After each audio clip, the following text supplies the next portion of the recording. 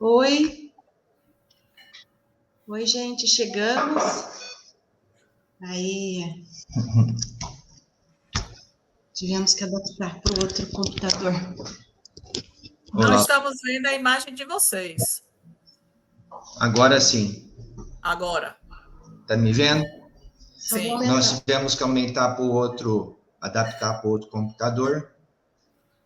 E nós pediríamos para que o Milciades, por gentileza, com sua filha, fizesse uma prece para a gente dar continuidade ao início do nosso encontro entre Paraguai, Brasil, Bahia, Salvador e Espírito Santo Pinhal, São Paulo. Por gentileza, Milciades. Maestro amado Jesús, amigo de todas las horas, te decimos infinitas gracias por las lecciones inmortales del Evangelio que nos enseña el amor, la caridad y el perdón como recursos fundamentales para nuestro progreso espiritual y para la conquista de la felicidad. Al maestro Allan Kardec le decimos infinitas gracias por esta sublime doctrina que nos esclarece, nos consuela y si aplicamos a nuestras vidas nos conduce a la paz y a la felicidad. A nuestros mentores espirituales, Francisco de Asís, Joana de Ángelis, Dr. Becerra de Meneses, María Santísima y otros tantos trabajadores del bien. Muchísimas gracias por el amparo y la protección de siempre, por la inspiración que nos brindan a fin de perseverar con paciencia en la construcción del mundo mejor que todos anhelamos. Te pedimos, Maestro, finalmente, que tus vibraciones de amor, de paz y de salud puedan envolver a nuestro querido hermano Divaldo Pereira Franco, dándole los recursos necesarios para su pronto bienestar. Que todo esto sea así, Señor, si es tu voluntad. Mucha paz.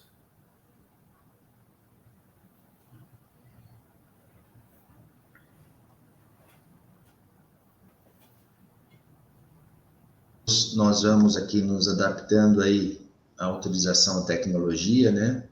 Deu um probleminha na transmissão aí da Rede Amigo Espírita, depois nós vamos ficar com esse programa gravado. Nós estamos transmitindo aqui no nosso Facebook, no YouTube do Orson Carrara, no YouTube da TV Nave, no YouTube do Café com Evangelho Mundial, no YouTube do TV Nosso Lar,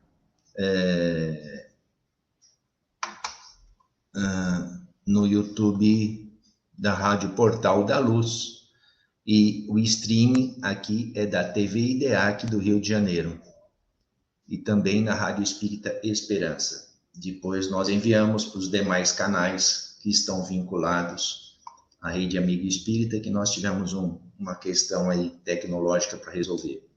Mas é muito importante a nossa reunião de hoje, que o Evangelho no Lar faça morada nos lares dos irmãos que aqui se reúnem e que verão o nosso programa no futuro próximo.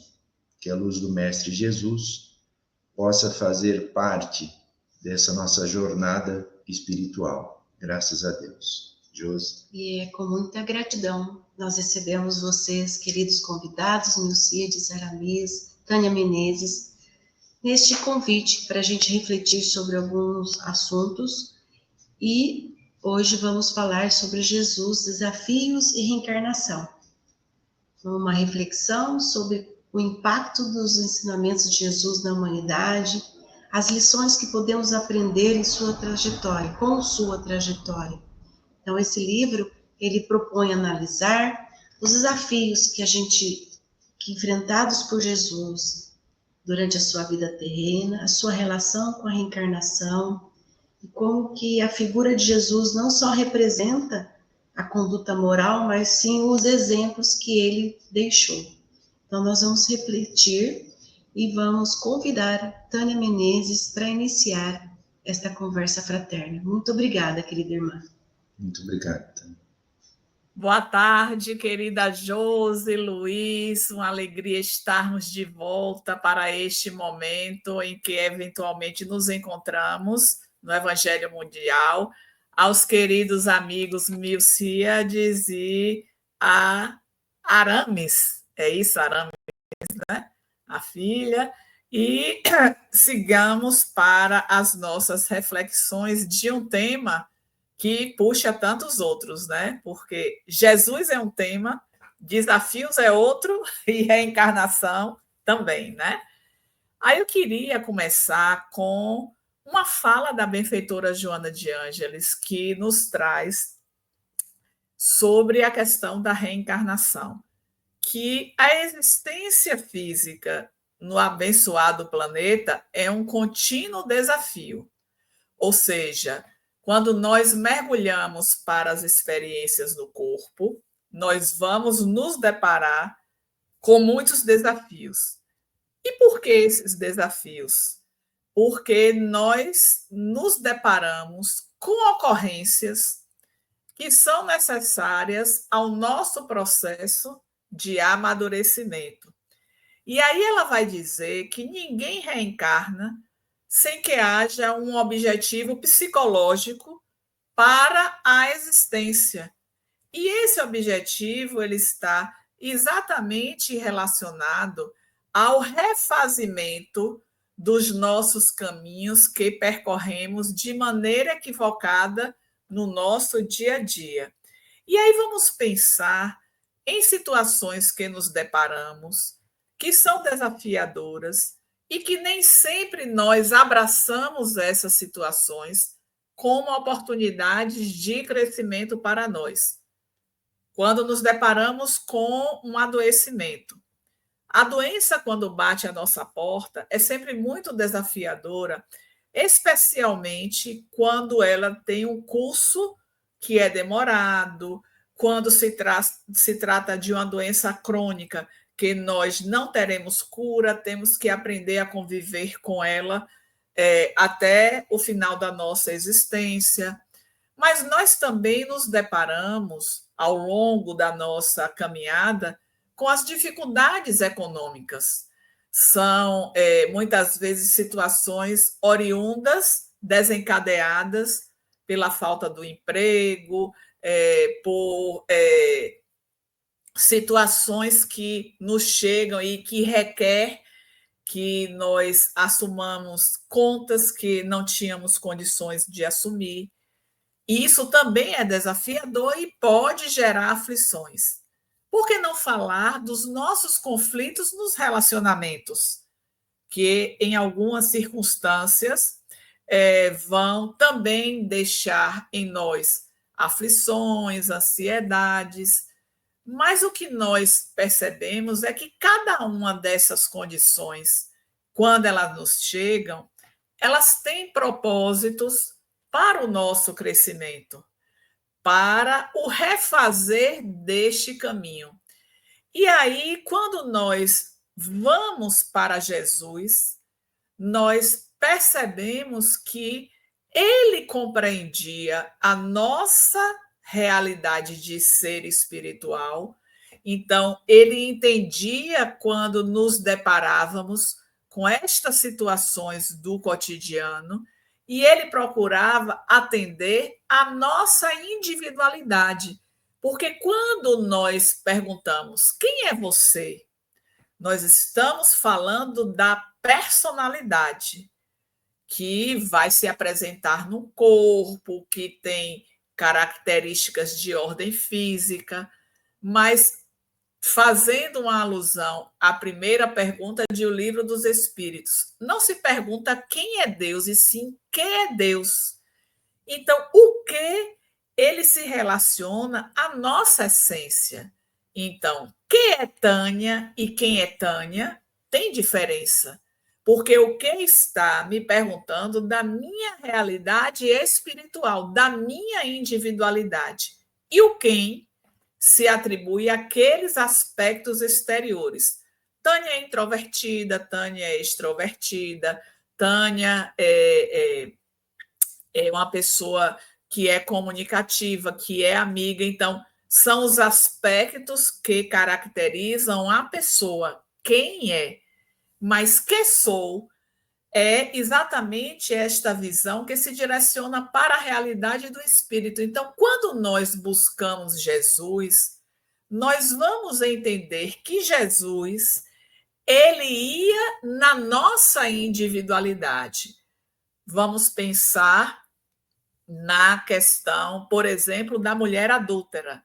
Quando chega à praça pública, aqueles homens com a pedra na mão e a mulher que foi flagrada no adultério. Jesus, ele sabia que aquela persona, que a mulher havia se envolvido em algo que é do aspecto material. Mas Jesus conseguia perceber adiante o que aquele espírito ele teria condições de oferecer saindo desta condição de humanidade. Então, a doença se apresenta no corpo, mas quando ela chega ao corpo, o que está adoecido é a nossa essência. Então, Jesus tinha sempre este cuidado de quando estava diante de qualquer situação, a exemplo desta mulher, o que foi que ele fez naquele momento? Ele também conhecia aqueles homens que estavam ali para poder apedrejá-la, onde cada um tinha suas circunstâncias de equívocos, e aí faz a pergunta que cala a todos. Aquele que estiver... Pergunta não, a intervenção. Aquele que estiver sem pecado, atire a primeira pedra.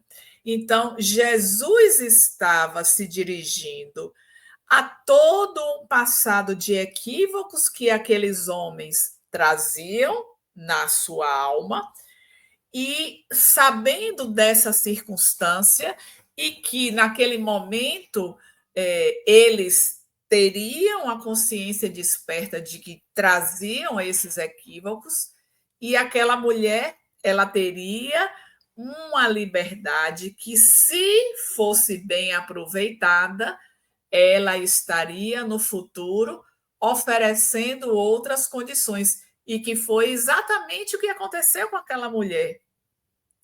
Quem ler Pelos Caminhos de Jesus vai encontrar essa bela página que Amélia Rodrigues vem trazer para nós, cujo capítulo é intitulado Encontro de Reparação. Então, depois daquele momento que os homens foram embora, que Jesus pergunta: onde estão os que te acusaram? Se foram, Jesus diz: vai e não tornes a pecar. Então, naquele momento, Jesus ele imprimia uma sentença àquela alma que havia se equivocado, mas que ela estava com a chance de não mais retroceder àquele equívoco, que é a fala da benfeitora Joana de Ângeles, que quando nós estamos na experiência transitória do corpo, é importante nós falarmos bem dessa transitoriedade, porque tudo quanto estamos atravessando na experiência física, ela vai ter um termo, vai ter uma finalização, que é quando a morte chega. Mas as construções que estamos fazendo e que levaremos em nossa viagem de retorno são construções da individualidade que carregaremos.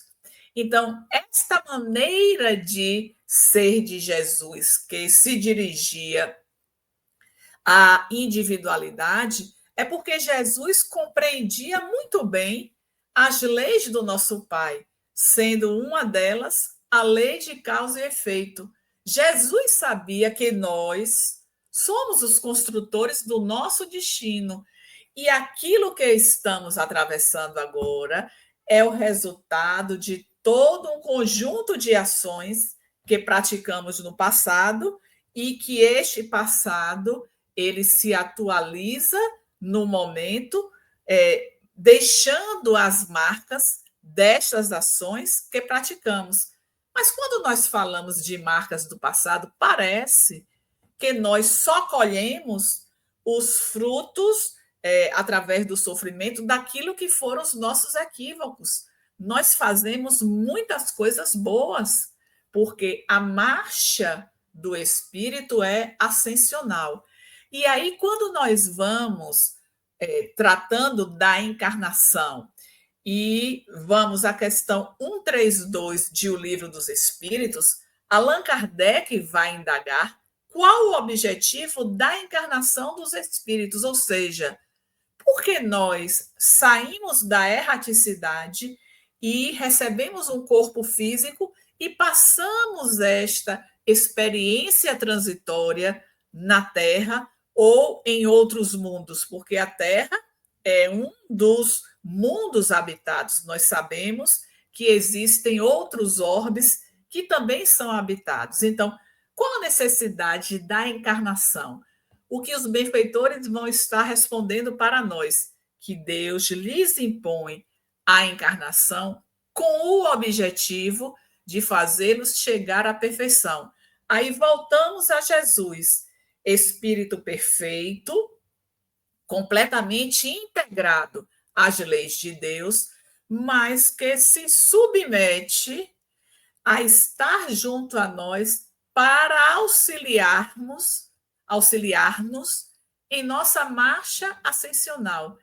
E aí, chegar à perfeição. Para uns é prova, continuam os benfeitores na resposta a essa questão. Para outros é missão. Mas para poder alcançar a perfeição, é necessário a travessia pelas vicissitudes da existência, que são justamente essas situações que nos trazem as ansiedades, as dores que se apresentam através dos sofrimentos que experimentamos, que podemos até dizer, são as expiações. O que são expiações? Kardec vai trazer esta definição no livro Céu e Inferno, no capítulo 7º, que consiste nos sofrimentos físicos e morais que são decorrentes de uma falta. Então, Jesus compreendia perfeitamente que nós estamos sujeitos a esta lei de causa e efeito e que recebemos esta oportunidade da reencarnação para podermos, ainda vai os benfeitores nesta resposta, para que nós possamos mostrar o nosso trabalho perante o Criador, aquilo que nos foi dotado e que ele seja exatamente consoante com as leis do nosso Pai. Aí vem o questionamento. E nós estamos de fato fazendo isso? Nós, quando recebemos as propostas para esta experiência, que aqui nos situamos, estamos seguindo, estamos atendendo aos propósitos que nos foram estabelecidos, porque se a benfeitora Joana de Ângeles ela vai nos dizer que não reencarnamos sem um objetivo existencial e que este objetivo é refazer os caminhos que percorremos de maneira equivocada, isso significa que eu refiz a caminhada e não deveria estar cometendo novos equívocos. Como isso acontece? Eu preciso voltar novamente para poder refazer aquela estrada de equívocos que anteriormente eu percorri. Mas quando nós falamos anteriormente, parece dar a impressão de que são das existências anteriores. Não.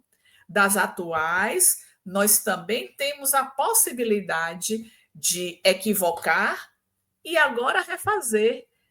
Vai e reconcilia-te o quanto possível com o seu adversário enquanto estás a caminho com ele. E aí vamos pensar que nos desentendemos em alguma situação com a nossa família, ou com o nosso vizinho, ou com o nosso colega de trabalho, ou nas atividades religiosas que nós participamos. E em reconhecendo que nós nos equivocamos, nós temos a possibilidade de estar refazendo o caminho. O que é que acontece? Muitas vezes, por conta do nosso orgulho, por conta da nossa vaidade, nós não aproveitamos o ensejo para poder refazer. E aí vamos deixando e somando um saldo devedor que vai ampliar esta cota de sofrimento que eu tenho que atravessar para poder soar o processo de libertação. Mas o que marca muito Jesus conosco quando aqui esteve e as suas lições que permanecem seguindo conosco é que jamais, inclusive a benfeitora vai estar falando nesse livro, que é o tema das nossas reflexões. Jesus jamais condenou ninguém. Quem quer que fosse, ele sabia desse passado de delitos, mas ele tinha uma palavra que era enérgica, firme, mas com doçura. Ele dizia que, para alguns, ressoava no íntimo. Quantos Jesus curou, sabendo que aquele processo havia sido uma construção do modo de ser que era distoante da sua mensagem e das leis do nosso Pai, e que chegavam lá querendo a cura, ele curava, mas voltava para a mesma vida dissoluta. Então, ele sabia. Em verdade, quando nós lembramos também do cego Bartimeu, ou até da mulher hemorroíça, que já tinha anos com aquele sangramento, e passando Jesus no meio de uma multidão, ele sente que aquela mulher toca na sua veste e pergunta a Pedro: quem me tocou? E aí Pedro, com aquele jeito, né, mais severo, mais rude: mas mestre, no meio de tanta gente, como é que eu vou saber quem foi que te tocou? Uma virtude saiu de mim. Então Jesus sabia que naquele momento, aquela mulher, apesar de estar passando por aquela condição que era chamada de impura, ela não podia tocar em ninguém por conta de o sangue, visto aquela época, era sinal de impureza e todos aqueles que tivessem contato com o sangue se tornariam impuros e precisariam passar pelo ritual para tornar-se puros. Assim, era todo o processo naquela época. Então, Jesus conhecia este íntimo e, apesar das circunstâncias, jamais ele esteve a ponto de condenar quem quer que fosse.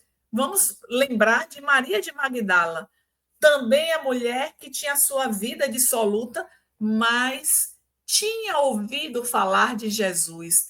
E quando ela é avisada de que ele estaria transitando pelas redondezas, o que ela faz? Vai à procura dele. E mais uma vez, em casa de Pedro, quando ela chega à sua casa, que entra na sala e Jesus, que já aguardava, e começa a dialogar com ela, Pedro passa com seu olhar de julgador implacável e repreende a presença daquela mulher na sua casa. E Jesus, o que foi que fez Jesus? Atendeu, dialogou, deu orientações e ela saiu daquele momento pronta para poder ressignificar a sua existência.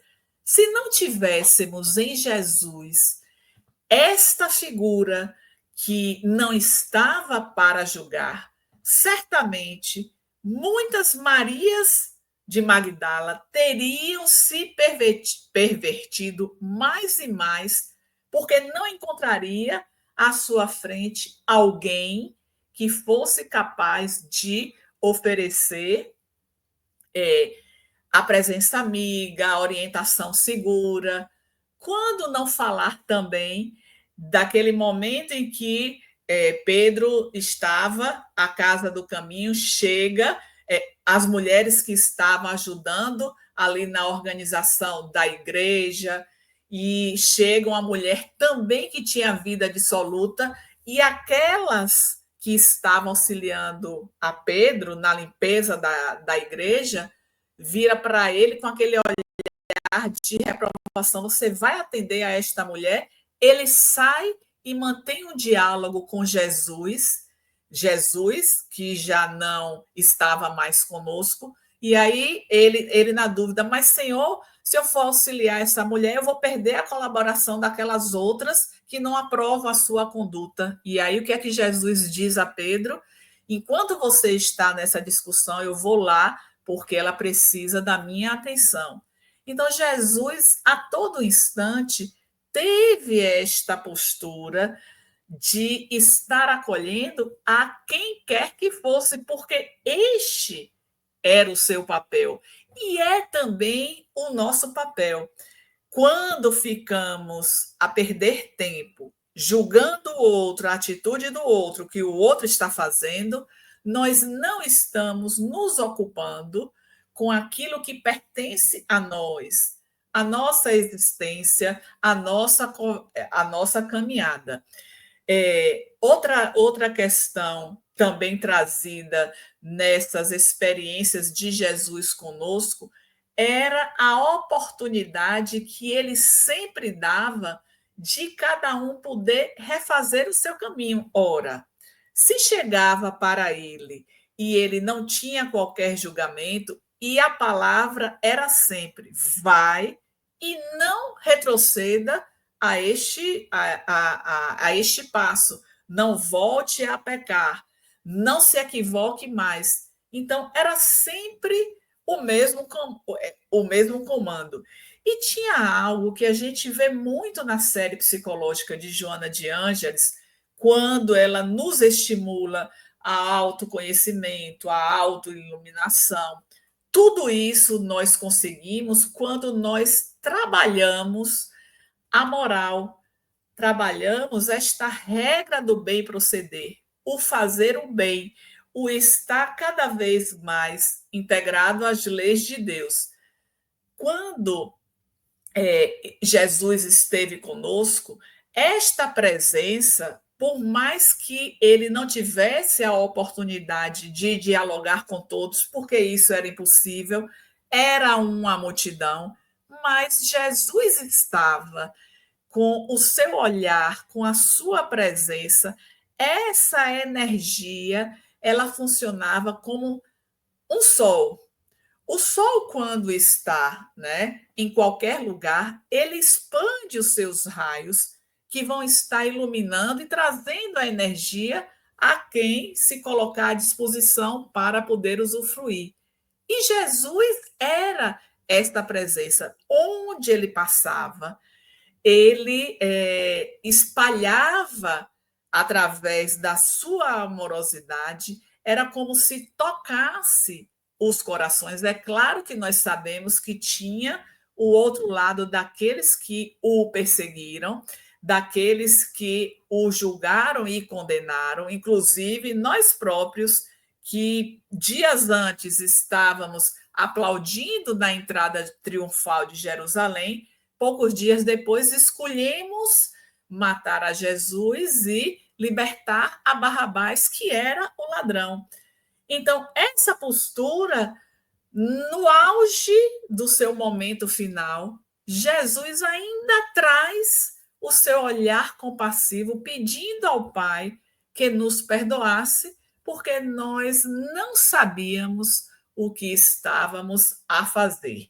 Então, esta impregnação que as pessoas que tiveram a oportunidade de ver Jesus passar era impressionante. Mas isso nós podemos estar trazendo para o século que estamos vivendo, que é o século XXI. De que maneira esta mensagem de Jesus está tocando os nossos corações? Porque, vejamos, todos nós, atravessamos situações em algum momento existencial que são marcadas pela dor, que são traduzidas por inúmeros desafios. E se não recorrermos a Jesus através da oração, através da leitura edificante, através da nossa mente, que vai buscar em sua imagem este lenitivo de que nós estamos carecendo. Então, diante dessas situações que marcam a nossa jornada, muitas vezes com dores profundas, e cada um sabe qual é essa dor, qual é essa dificuldade que vivenciou ou que neste momento está vivenciando. Então, nós sabemos que temos à nossa mão esse grande recurso, porque Jesus, sem falar na palavra reencarnação, já traduzia para nós que a reencarnação era parte do nosso viver enquanto seres imortais que somos, criados pelo mesmo Pai. E que na criação, na simplicidade e ignorância, aí vamos à questão 115 de O Livro dos Espíritos, todos nós somos criados simples e ignorantes, mas fazemos escolhas, e são essas escolhas que nos faz transitar por caminhos equivocados e não estarmos perfeitamente integrados à lei do Pai. Quando nós vamos também em O Livro dos Espíritos, a questão que abre a parte terceira, que é destinada ao estudo das leis morais, da lei divina ou natural, Kardec vai indagar o que é lei natural. A lei divina é a lei de Deus, é a única responsável pela felicidade do homem. O homem só é infeliz quando dela se afasta, ou seja, será que nós estaríamos vivendo somente essa existência onde uns experimentam alegrias por muito tempo e outros, sua vida é marcada pela tristeza, pela angústia, pelo desânimo? Onde estaria a justiça?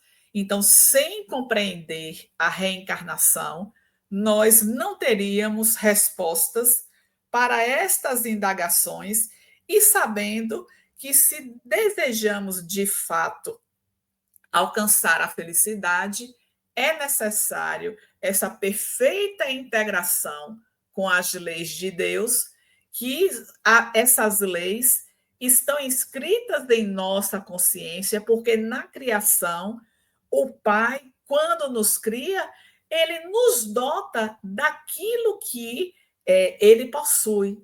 E daí são as nossas escolhas ao longo das sucessivas reencarnações que vão fazendo com que nós nos afastemos deste caminho do bem, façamos escolhas equivocadas e tenhamos ações equivocadas, e tudo isso diante da justiça divina, diante da lei de causa e efeito, nós teremos que responder em algum momento. Então, a lei vai atuar, e se buscarmos viver e seguir os passos de Jesus, certamente a nossa jornada vai se tornando mais amena, vai se tornando menos desafiadora, e vamos, de fato, cumprindo com maestria os propósitos que nos foram estabelecidos para poder alcançar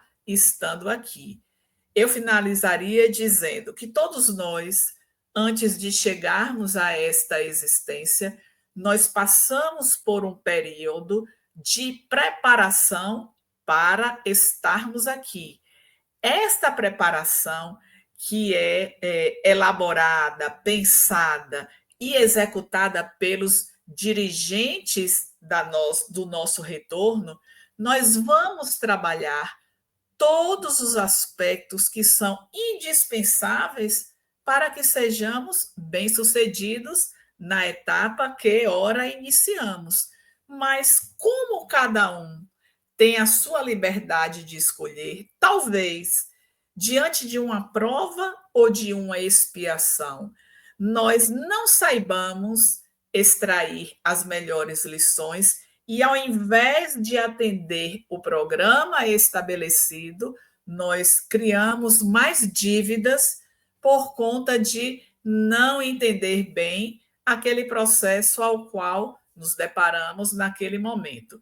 Então, estas seriam as considerações iniciais que nós apresentaríamos para o tema proposto: Jesus, desafios e reencarnação.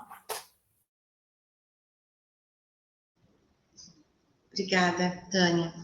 Na sua conversa, nós associamos com a reflexão da linguagem de Jesus, né? Um dos desafios que eu pensei também durante a leitura deste capítulo foi na comunicação, na mensagem, nesse método de ensino, não é? Porque ele foi um professor, no tom de voz que ele foi conversando com as pessoas, como que a sua conduta no cotidiano fazia com que as pessoas te observassem, os curiosos, né? Tinha os curiosos também. Então, hoje a gente fala da influência na rede social. Então, que influência que Jesus começou a exercer, né? A escolha dos seus seguidores e até dos trabalhadores, dos apóstolos, para continuar a sua jornada, que era um jovem, não é? Hoje nós estamos aí no Evangelho, campanha mundial, no Cultiva a Ideia, para a gente falar com os jovens, para eles conectarem a sua vida pessoal, profissional, acadêmica, familiar, do despertar para a espiritualidade, né, do transcendente, de como que nós adquirimos propósito, objetivo, missão na nossa vida, numa idade que vai começando a falar sobre isso, sobre mais responsabilidades, né, de uma conduta, de você buscar os seus sonhos. Então, como que é essa linguagem dentro do lar, que Jesus foi numa multidão, né, num país, em cidades, e nós dentro do ambiente lar. Então, como que a gente apresenta Jesus nos lares, para essa comunicação ser harmoniosa, e as crianças, né, as pessoas que estão chegando, que estão ao redor dos mais experientes, como que nós estamos adaptando os comportamentos nesse mundo, nesses tempos atuais, em que tantas mudanças, diversidades, adversidades acontecem. Então, como que a gente consegue trabalhar esses desafios que Jesus teve e deixou no registro da humanidade, não é? Eu tenho algumas colocações, a Tânia, eu vou falar um pouquinho, depois eu vou passar para o Nunciades e para sua filha, depois só repete o nome, porque nós já tivemos, a Josi comentou... A Maris. A Josi comentou sobre essa série, que a série Cultive a Ideia, e a Tânia gentilmente participa conosco, ela que é uma das diretoras aí da Mansão do Caminho, e também trabalha com jovens, assim como a Luziane Bahia. E num outro programa, a família Lescano, participaram os filhos do Nunciades, que também falaram sobre isso, né, nessa série Cultive a Ideia. Então, a Tânia passa pela mesma experiência que eu passo, a gente ministra aula na faculdade. E a gente sabe como a gente tem que escutar o jovem e sem julgamento. A Tânia comentou sobre o julgamento, que Jesus não julgava. E nós cometemos um erro, às vezes, que a gente sabe que as pessoas precisam de acolhimento, precisam de aceitação, só que algumas vezes a gente fala assim, eu aceito a sua opinião, eu aceito o que você fez, mas eu não concordo. Jesus não falava, eu não concordo. Jesus exemplificava qual é o caminho correto, né? Então, é uma coisa bastante interessante. A gente sabe quanto o jovem precisa hoje conversar. Ontem mesmo, o tema do livro Jesus e a Atualidade, que nós conversamos, que a Josi escolheu esse capítulo, justamente para o jovem, para o Cultive a Ideia, nós falamos sobre direito à vida, falamos sobre aborto, falamos sobre pena de morte, e o que o jovem pensa disso? Quais os traumas que o espírito, já numa fase juvenil, já traz perante isso? Então, é importante que a gente levante esses assuntos, que nós possamos escutar sem julgar, porque a Tânia falou muito sabiamente dos exemplos de Maria Magdala e que Jesus não julgava, ele simplesmente acolhia e simplesmente transmitia o amor. Então, que essas orientações e esse acolhimento da juventude, a gente possa sempre abraçar carinhosamente. Por isso que eu queria a opinião da Miris e do Milciades sobre essa questão da juventude. Por gentileza. ¿Cómo? Ok. Es interesante la reflexión de nuestra hermana Tania, ¿verdad? Muy interesante. Y cuando decía también de que la reencarnación representa la justicia divina y al mismo tiempo también podemos agregar, ¿verdad?, que es la misericordia divina, porque es a través de la reencarnación en que nosotros nos rehabilitamos de nuestras faltas, de nuestros errores del ayer. Y en ese contexto tenemos la familia donde nosotros encontramos nuestros mayores desafíos, ¿verdad?, para poder lograr nuestra rehabilitación. Filomeno de Miranda, en sus diversos libros con la psicografía de Divaldo Franco, nos cuentan casos de que espíritus obsesores, ¿verdad?, porque fueron traicionados en vidas pasadas, vuelven a reencarnar en la misma familia con aquellos, ¿verdad?, que le defraudaron de tal manera a rehabilitarse. Y esa conciliación muchas veces es difícil, pero es por eso que decimos la reencarnación y el desafío principalmente están en la familia. Hay que tener todos los cuidados necesarios para poder salir airoso en esta encarnación, en ese contexto. También quería destacar o recordar el coraje moral de Allan Kardec de presentarnos también la reencarnación como uno de los principios de la doctrina espírita, porque bien sabemos que había corrientes de espiritualistas muy fuertes que aceptaban las comunicaciones espirituales, pero no admitían la reencarnación. Y en ese contexto, Allan Kardec nos coloca en el Evangelio según el Espiritismo como la segunda letra del alfabeto divino. Primero nos dice el amor y en el segundo nos presenta la reencarnación. Y es como dijo Tania, ¿verdad?, la que explica todas las anomalías, todas las diferencias sociales, económicas, culturales que existen en la Tierra. Entonces es un punto fundamental para analizar en nuestros estudios y reflexionar cómo influye realmente esto en la familia.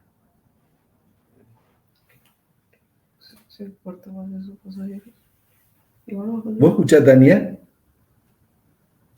Não escuta. Escuta. Eu acho que eles saíram da transmissão. Eu queria fazer um comentário sobre o que Josi levantou a respeito da comunicação com os jovens num contexto que é desafiador, que eles têm as escolhas. Eu sempre penso que enquanto o jovem estar conosco, dependente de nós, não podemos deixar de oferecer a educação religiosa para eles. Eles precisam ser orientados no que diz respeito à religião. Quando eles saírem de casa, se eles quiserem seguir por caminhos equivocados, será a escolha deles. Agora, dentro de casa, nós precisamos dar esta formação moral e religiosa. quando ela falou, porque na casa nós também temos crianças, precisamos também atender à necessidade da criança. Vamos exemplificar com o evangelho no lar. Quando nós vamos fazer um evangelho que tem crianças, especialmente crianças menores, nós não podemos estar fazendo um momento do evangelho no lar muito demorado com crianças pequenas, porque não vai atender a essa faixa etária. A linguagem também precisa ser uma linguagem que seja adaptada à realidade da criança. Então, eu vou falar de reencarnação. Porque nós reencarnamos, temos que ter uma linguagem apropriada para que ela entenda. Olha, hoje você está aqui, você teve essa mãe, você teve esse pai, mas quando a gente termina a nossa experiência, nós vamos lá, muitos usam a linguagem do céu, né? Céu e inferno, na verdade, são criações, e nós sabemos, mas vamos para uma experiência que a gente deixa de ter esse corpo. E mais adiante, nós vamos voltar. Talvez você tenha um novo papai, uma nova mamãe. Então, essa é a linguagem para atender às diferentes faixas etárias. E, Josi, vocês tinham saído, eu estava falando sobre a questão do jovem. O jovem que é muito desafiador, o jovem que tem as suas escolhas e que nem sempre eles querem atender às orientações dos pais. O que foi que eu disse? Enquanto está sobre os nossos cuidados e dependente de nós, é preciso dar a formação, a orientação moral e religiosa. Disso nós não podemos nos apartar. Saiu de casa, vai ter sua vida independente, ele vai fazer a escolha que ele quiser. Mas nós não podemos deixar de oferecer para eles aquilo que nós acreditamos. Então, queremos dar a melhor escola e, na hora de oferecer a religião que é a que nós praticamos, professamos, acreditamos, vamos deixar o Léo? Não. Olha, aqui em nosso lar, nós temos o horário do evangelho, você precisa estar junto conosco. Então, ter uma linguagem, não a linguagem que seja de obrigação, mas que ele se sinta envolvido e interessado em estar naquele momento junto conosco. E também não fazer, por exemplo, do momento do evangelho no lar, um momento em que a gente vai lavar roupa suja, que vai estar chamando a atenção de algo que ele fez errado. Aquele não é o momento. Evangelho no lar é para a gente falar de Jesus, apresentar Jesus aos nossos filhos. Em outro momento, porque isso nós precisamos ter esse momento de diálogo, de abertura, para que o nosso filho, para que o jovem, ele se sinta à vontade de compartilhar conosco as suas inquietações. Porque se ele não tiver abertura em casa, ele vai buscar em qualquer outro lugar e talvez a orientação que ele vai receber seja uma orientação que não seria a adequada. A importância do evangelho no lar é fundamental. A importância da união da família é fundamental, né? Aí nós temos um exemplo, a perfeição não existe, mas a gente pode fazer com que as pessoas estejam interagidas no conceito que achamos o correto. Mas quando você tem uma formação moral, né, Tânia, que encaminha as pessoas, não importa depois quando eles saírem de casa, o que eles vão fazer, mas a sementinha está ali. Então, nós vimos isso, e eu gostaria, sinceramente, da opinião, a Miris, é isso? Isso. Abre aí. Sim. Se fica melhor para vocês, meu primeiro nome é Iris. Iris, sim. Fica mais fácil. Sim.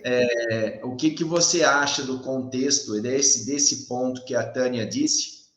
porque nós vimos na Mansão do Caminho, não foi uma vez só, foi mais vezes, vocês reunidos saindo do Paraguai, indo até a Mansão do Caminho, né, para apresentarem músicas.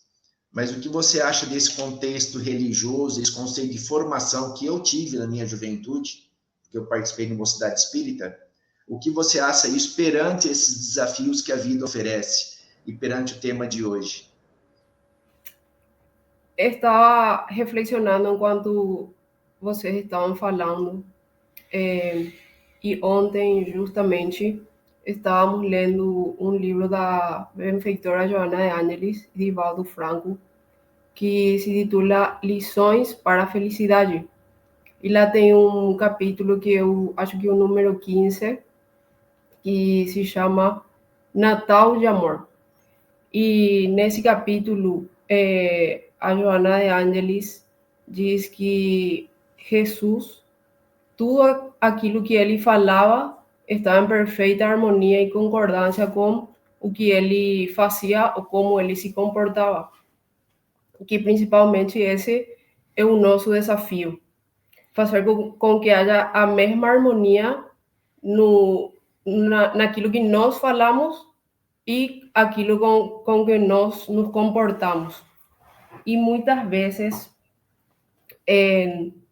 na adolescência e na juventude, é o principal momento das nossas vidas onde nós temos que colocar em prática todos os ensinamentos morais para ter a coragem de dizer não quando as propostas da sociedade são incorretas. E estava me lembrando também que no livro Jesus e a Atualidade, lastimosamente não me lembro o capítulo, mas a Joana de Ângeles traz uma parábola onde um pai tinha 2 filhos e ele convidou para seus filhos para irem trabalhar num certo horário com ele.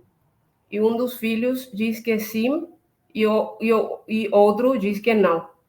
Mas na hora que eles tinham que ir realmente a ajudar o seu pai, aquele que diz sim não foi e aquele que diz não foi. Então, esse exemplo pode servir para o que estavam falando antes, da coerência que tem que haver com aquele que nós espíritas predicamos e que fazemos. Mas também acho que é uma forma em que muitos adolescentes e jovens agem. Aparentemente, eles têm uma postura de dizer não, ou isso aqui nós percebemos. Mas na realidade, com o passar do tempo, quando eles se têm que enfrentar nos desafios da vida, é que realmente tudo isso que os pais falaram na infância, na adolescência e na juventude faz com que eles tenham o comportamento daquele jovem que realmente foi para a tarefa com o seu pai. Então, acho que o mais importante e é justamente a proposta do Espiritismo e que Allan Kardec, como pedagogo, traz, é a educação. Mas uma educação que é preventiva, no sentido, quando ele nos fala que não era uma educação que em forma de instrução dos livros, mas uma educação que busca que nós sejamos homens e mulheres de bem.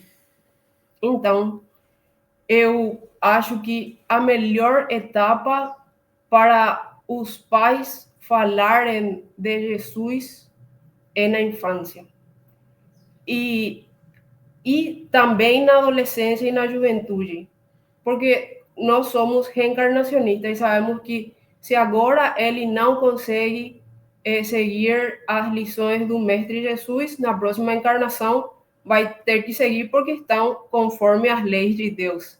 Não são como alternativas para nós. É algo inquestionável que vamos ter que seguir as leis e os ensinamentos de Jesus para poder alcançar a felicidade que todos anelamos. E eu também trabalho com crianças no nosso centro espírita.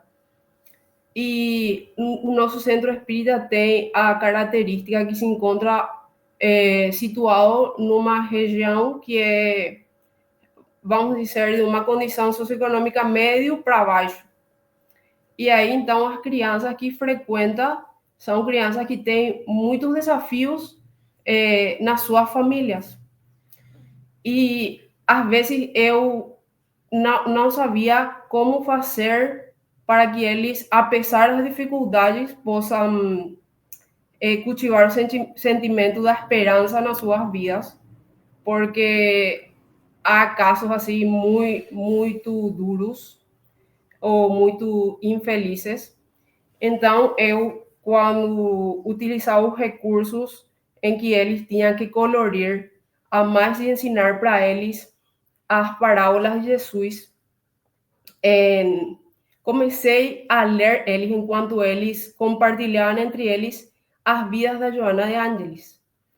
E no começo, eles não conseguiam, acho eu, compreender o conceito exato da reencarnação. Mas eu fui perseverando e lendo quando ela era Joana de Cusa, quando era Sor Juana Inés de la Cruz, Clara de Assis, la abadesa Joana Angélica de Jesus e Joana de Ángeles. Inclusive também comentava com eles que tinha no Evangelho segundo o Espiritismo o Mensaje da Paciência, que era dela, e que trabalhou com Allan Kardec também. E foi passando o tempo, e acho que por causa da assistência espiritual também, que não temos que desconsiderar, eles aos poucos foram compreendendo a ideia da reencarnação, que faz com que nós, quando enfrentemos os desafios, encontremos a força e o consolo para que esses desafios sejam beneficiosos para nós. E queria finalizar dizendo que o melhor exemplo de como devem ser enfrentados os desafios e nos demonstra até agora é nosso querido irmão Divaldo Pereira Franco. E vou dizer novamente, como já disse no programa anterior, nós temos a prática do Evangelho no lar graças às orientações que ele deu para nossos pais, e agora, como que nós, já adultos, podemos dimensionar o quanto é valioso os ensinamentos que proporciona a doutrina espírita e o Evangelho de Jesus, que tem os conhecimentos necessários e exatos que nós necessitamos para poder enfrentar todos os desafios da nossa vida e sair vitoriosos desta encarnação, que é o objetivo, vamos dizer, do nosso périplo por este planeta. Então, nós aqui, todos os jovens, a maioria das pessoas que frequentamos o centro, estamos sempre muito gratos ao apoio que Divaldo Franco fez para nós, e também porque, através do seu trabalho de muita disciplina e renúncia, nós temos as mensagens da espiritualidade superior que nos ajudam a alcançar a felicidade. Obrigado. Iris. Muito obrigada mesmo.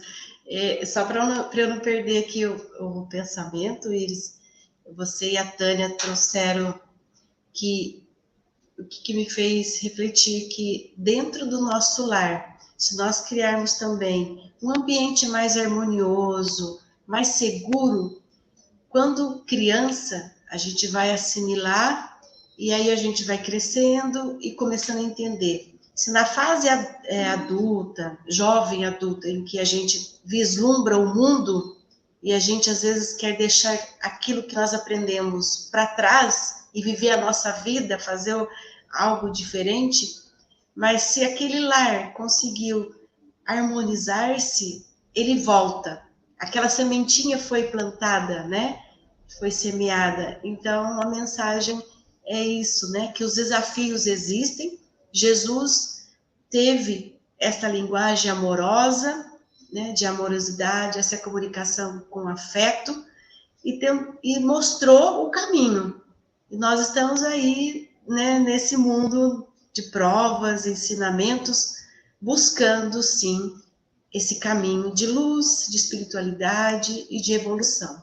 Eu queria aproveitar, né, já tecendo meus comentários finais, essa declaração da Iris aí. Eu vejo que a Tânia deve passar por essa experiência na campanha Alta de Souza, lá em Salvador, e na campanha também que o Milciades e a família faz no Paraguai. Você se encontra com famílias e pessoas que não tiveram evangelização, não tiveram a palavra de Jesus, não tiveram o livro de Joana de Ângeles. São pessoas que foram violentadas sexualmente, violentadas pela falta de alimento. Então eu vejo que a doutrina espírita é uma boia salva-vidas, que oferece esse acolhimento e esse amor. Então a questão do não julgamento, de novo, relatada pela Tânia, eu acho que é isso que vocês têm que praticar no dia a dia aí, né? Porque a carência, a gente observa pelas aulas que nós ministramos, a carência é grande na sociedade, né? Então, finalizando meus comentários, seria isso. Como que essa doutrina consoladora pode invadir os corações com acolhimento e com não julgamento, né? Pedir para Iris e Lucis despedirem, e depois a Tânia, por gentileza, alguma consideração e a prece final. Obrigada. Gracias por la oportunidad de participar en este momento tan esclarecedor y reconfortante para todos nosotros. Un placer saludarte, Tania, para Josie, para Luis, y que oramos también nosotros acá, le comento, ¿verdad? Y hay un pedido general así de gente que nos llama y nos consulta por la salud de nuestro querido hermano Divaldo. Entonces aprovechamos también para enviarles nuestras vibraciones al querido Divaldo. Eu também quero dizer muito obrigada pela oportunidade de estar compartilhando com vocês. É sempre uma alegria poder refletir sobre os ensinamentos da doutrina espírita e da benfeitora Joana de Ângeles e Divaldo Franco, que tanto bem faz para nossas vidas. Muito obrigada. Antes de agradecer, eu queria finalizar com o que a benfeitora traz, já no finalzinho desta mensagem, em relação a este momento valioso que a vida nos oferece, para que nós possamos alcançar o patamar máximo, né, que seria a sublimação. Ela também vai falar do momento valioso de desapego.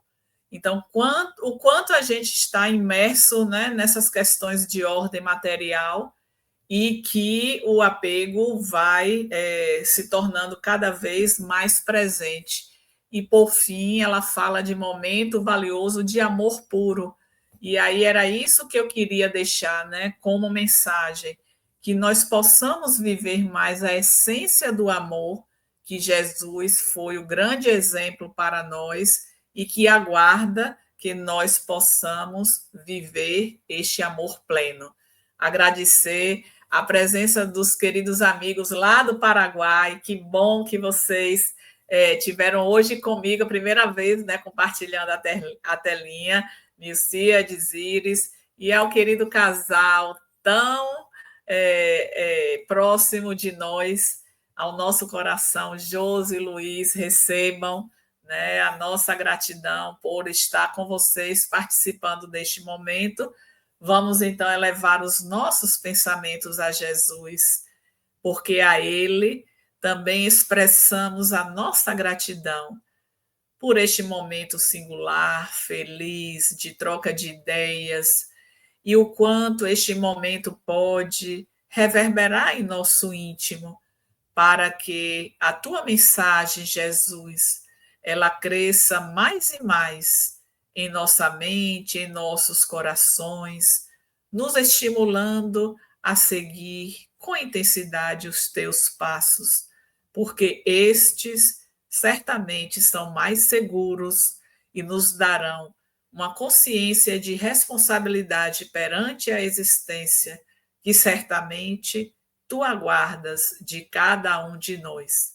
Em teu nome, Jesus, em nome do nosso Pai Criador, da nossa Mãe Santíssima, nós encerramos este momento, desejando para todos que nos escutam neste momento ou posteriormente, que a tua paz possa nos envolver hoje e por todo sempre, que assim seja.